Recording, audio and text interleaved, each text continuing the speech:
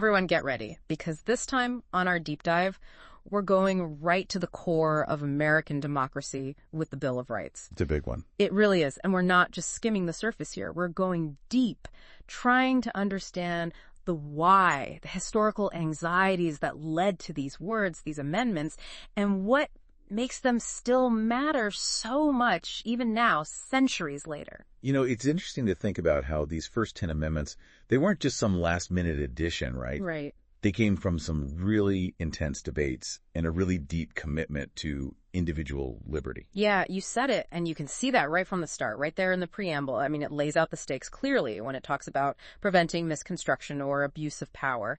That's not just legal jargon, it's a statement of purpose. Oh, absolutely. You have to remember, this is just a few years after a whole revolution fought against tyranny.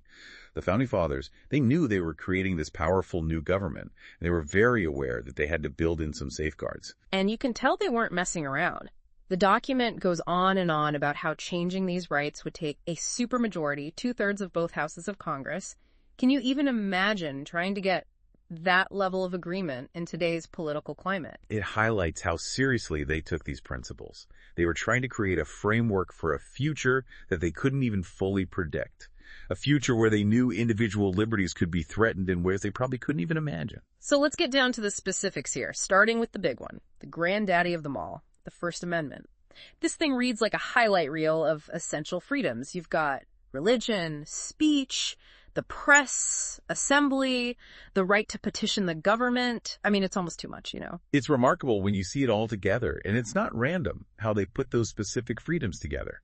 When you think about it, they all work to create citizens who are informed, engaged, and capable of holding their leaders accountable. Which is exactly what the founders wanted, right? I mean, they had just tossed out one powerful government. They definitely weren't looking to repeat the same mistakes. Now, the Second Amendment, this is probably the most hotly debated amendment today. A well-regulated militia, being necessary to the security of a free state, the right of the people to keep and bear arms shall not be infringed.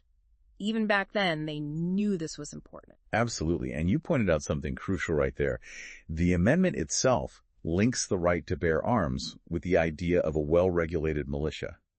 Back in the late 18th century, militias were seen as the best way to defend against tyranny, to make sure that the government, which was still pretty new at that point, didn't get too powerful. Right. They were citizen soldiers, basically. Ordinary people who were ready to defend their communities and their freedoms if they needed to. Exactly.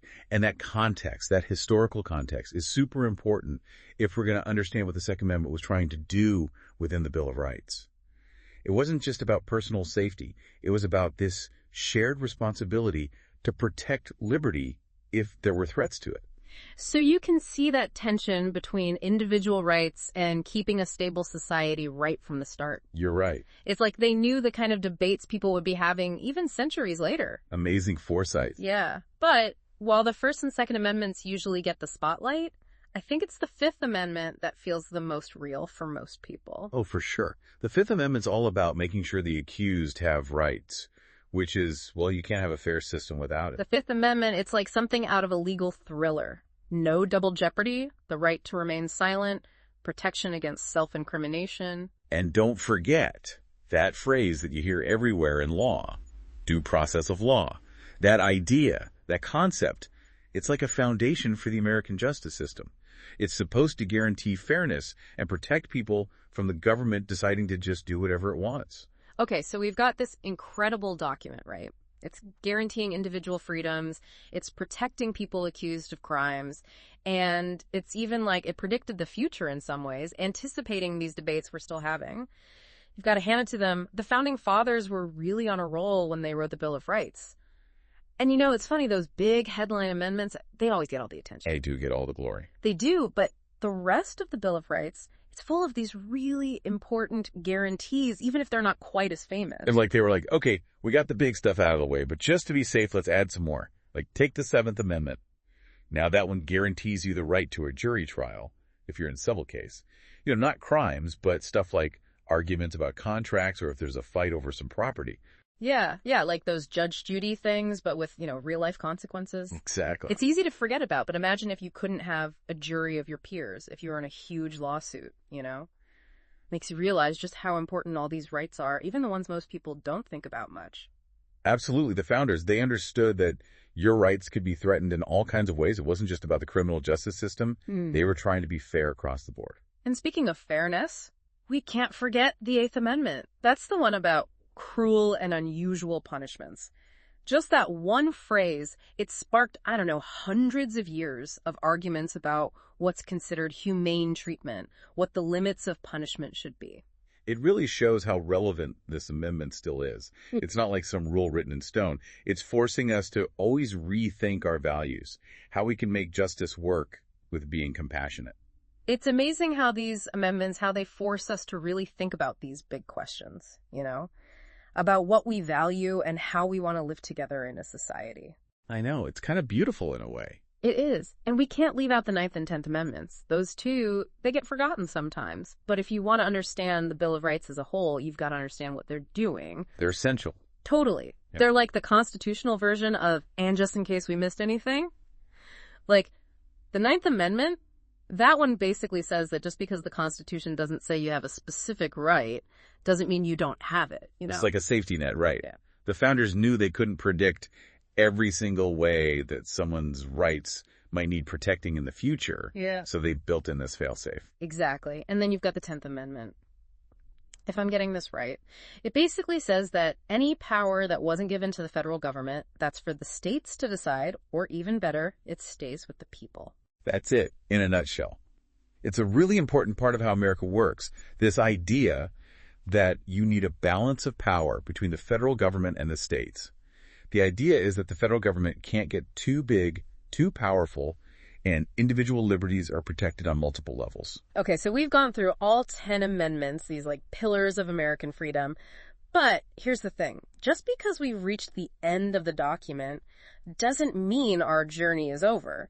In fact, this is where things start to get really interesting. Because when you really think about it, this deep dive, it's not just about these words. Right. No, not just the words. It's about what they mean for us, right here, right now. Absolutely. The Bill of Rights, it's not like some dusty old artifact locked away in a museum somewhere. It's alive, it's active, it's shaping American law and our society every single day. It's almost like the founders, they started a conversation, Oh, I like that. They threw out these huge ideas, freedom of speech, the right to have guns, protection from the government, just searching your stuff.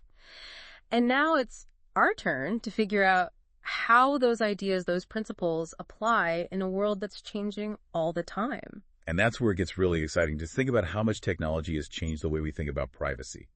Take the Fourth Amendment. Back then it was all about letters and like knocking before you enter a house. But now you've got cell phones, facial recognition.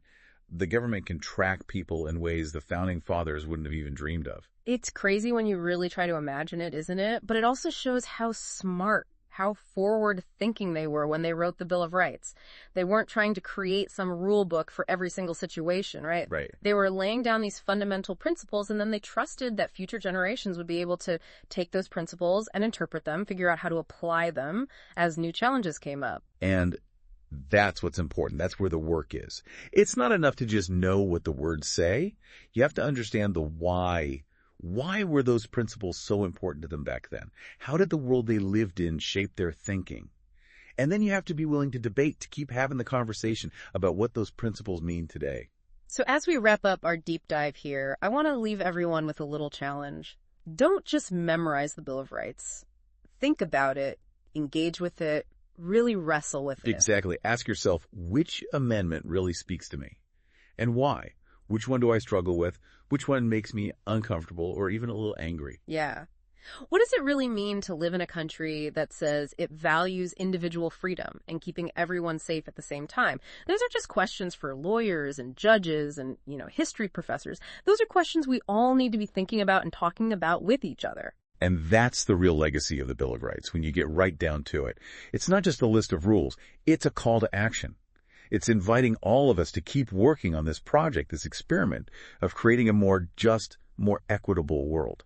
So everyone listening out there, as you go through the rest of your day, remember those 10 amendments and what they stand for. Because the Bill of Rights, it's not just a document. It's a conversation, one that's been going on for centuries. And that conversation, it needs your voice.